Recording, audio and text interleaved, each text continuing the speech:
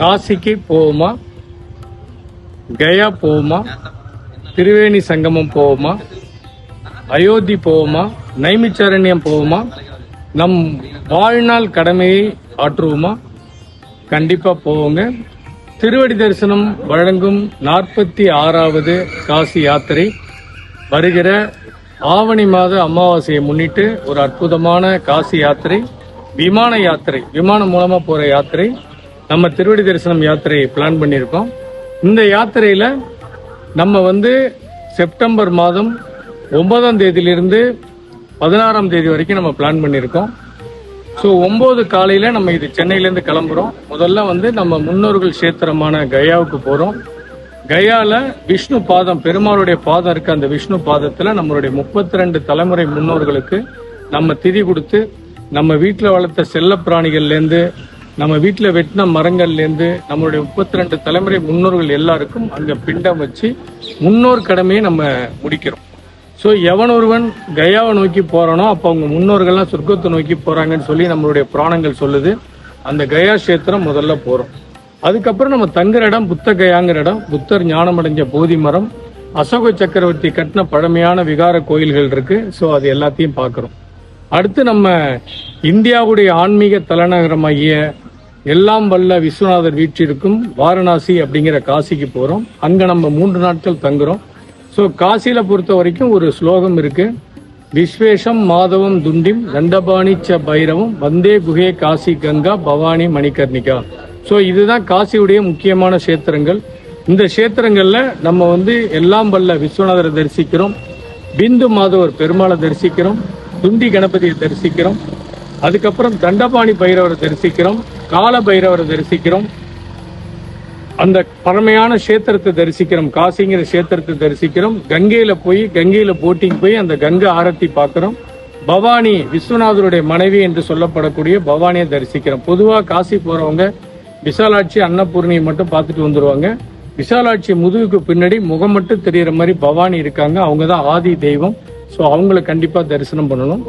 அது இல்லாம காலராத்திரி துர்கா, நீல சரஸ்வதி, அந்த ஊருடைய காசியுடைய காவல் தெய்வமான சோழியம்மன், புராணத்துல ஒரே ஒரு அம்மன் தான் சிவபெருமானுடைய சகோதரியா சொல்லப்படுது, அது சோழியம்மன். அவங்கள்ட்ட போய் ஒரு சோழி கொடுத்து காசி பலன் எனக்கு, சோழி பலன் உனக்குன்னு சொல்லி வழிபட்டு வந்தாதான் அந்த காசியுடைய போன பலன் கிடைக்கும் அப்படிங்கிறது ஐதீகம்.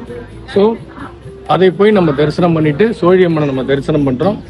சோழியம்மனை தரிசனம் பண்ணிட்டு சங்கட் மோட்சன்கிற ஆஞ்சநேயரை தரிசிக்கிறோம். துளசிதாசர் ஹனுமான் சாலிசா பாடின 40 பாடல்கள் பாடின ஒரு பழமையான கஷேத்திரம்.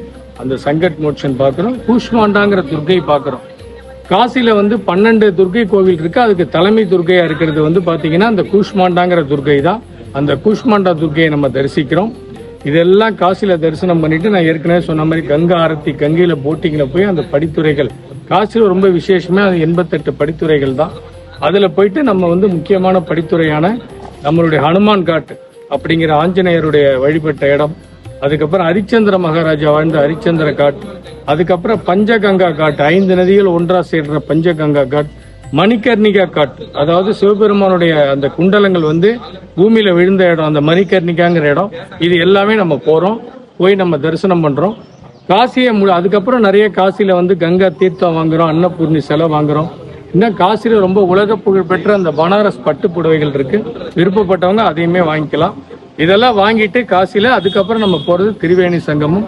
ஸோ கங்கை யமுனை சரஸ்வதி சேர்ற இந்த திரிவேணி சங்கமத்துல வேணிதானம்ங்கிற ஒரு முக்கியமான சடங்கு நம்ம பண்றோம். கிட்டத்தட்ட திரும்ப ஒரு திருமணம் பண்ற மாதிரி தான், தம்பதியா வர்றவங்களுக்கு திரும்ப ஒரு திருமணம் மாதிரி தான்.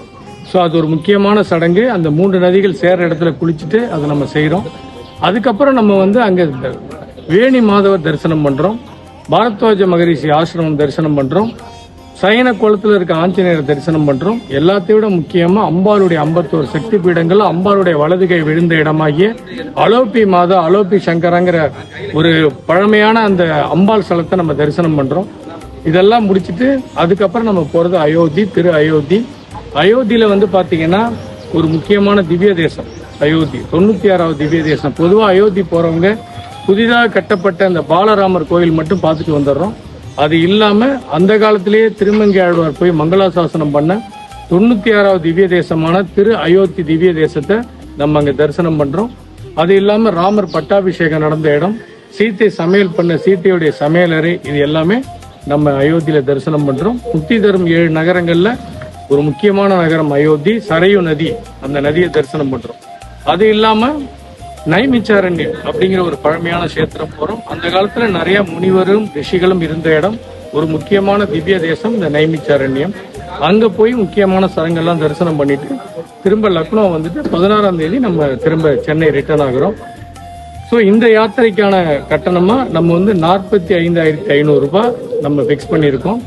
ஸோ இதுல வந்து பாத்தீங்கன்னா இந்த நம்ம தங்குறது எல்லாமே 6 நாட்கள் நம்ம தங்குறது ரொம்ப வசதியான ஸ்டார் ஹோட்டல்ஸ்ல தான் தங்குறோம். நம்ம டிராவல் பண்றது ஃபுல்லாவே ரொம்ப வசதியான வால்வோ பஸ்ல தான் பண்றோம். ஸோ இது எல்லாமே அதே மாதிரி உணவு பாத்தீங்க அப்படின்னு சொன்னா நம்ம காரைக்குடிக்காரர் தான் 2 தலைமுறையா அங்க செட்டில் ஆயிட்டாங்க. அவங்க தான் நமக்கு வந்து உணவு செஞ்சு தர்றாங்க. ஸோ நம்ம ஊரோட எளிமையான உணவு 3 வேளையும் நம்ம கூடவே அவங்க டிராவல் பண்ணி நமக்கு செஞ்சு கொடுத்துருவாங்க. காசி யாத்திரை பொறுத்த வரைக்கும் நிறைய பேர் அந்த யாத்திரை போய் பண்ணாலுமே நம்மளுடைய யாத்திரையுடைய விசேஷம் என்ன அப்படின்னா ஒரு ஸ்தலத்திலையும் அந்த ஸ்தலத்துடைய ஸ்தல புராணம், ஸ்தல விளக்கம், அங்க என்னென்ன மூர்த்திகள் இருக்காங்க, எப்படி வழிபடணும் ஐதீகப்படின்னு கரெக்டானபடி வழிபடுறோம். அது இல்லாம அங்க செய்ய வேண்டிய பூஜை சடங்குகள் எல்லாமே முறையா செய்யறோம். இந்த ட்ரிப்போட ரொம்ப பெரிய ஹைலைட் என்னன்னு சொன்னா ருத்ராபிஷேகம். ஸோ விஸ்வநாதருக்கு ருத்ராபிஷேகம் பண்ற ஒரு பெரிய பாக்கியம் இந்த வாட்டி நமக்கு கிடைச்சிருக்கு. ஸோ இந்த ட்ரிப்ல, இந்த ஆவணி அமாவாசை ட்ரிப்ல வர்றவங்க நம்ம அந்த விஸ்வநாதர் உள் பிரகாரத்திலேயே உட்கார்ந்து மங்கள பொருட்களை 16 விதமான மங்கள பொருட்களால் நம்ம பால் அபிஷேகம் பண்ணி கடைசியாக விஸ்வநாதருக்கு அபிஷேகம் பண்ணலாம். இந்த கிடைத்ததற்கரிய பாக்கியம் இந்த ட்ரிப்ல கிடைச்சிருக்கு. ஸோ ரொம்ப ஐதீகப்படி பொறுமையா நிதானமா வயதானவர்களுக்கு ஏற்றபடி இந்த யாத்திரையை நாங்க அமைச்சிருக்கோம். அதனால இதுல கிட்டத்தட்ட பாத்தீங்கன்னா ஒரு 60% மேல சீட்டு ஆல்ரெடி ஃபில் ஆயிடுச்சு. ரொம்ப ஃபாஸ்டா ஃபில்லிங் ஆயிட்டு இருக்கு. ரொம்ப ஒரு சில பேர் தான் எங்களோட இந்த ட்ரிப்ல வர முடியும்.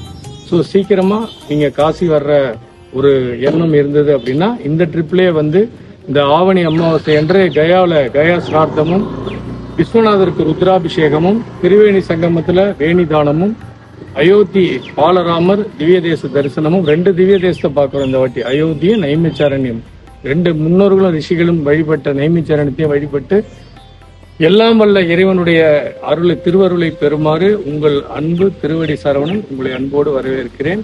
மேலும் விவரங்களுக்கு எங்கள் தொடர்பு கொள்ளுங்க. நன்றி.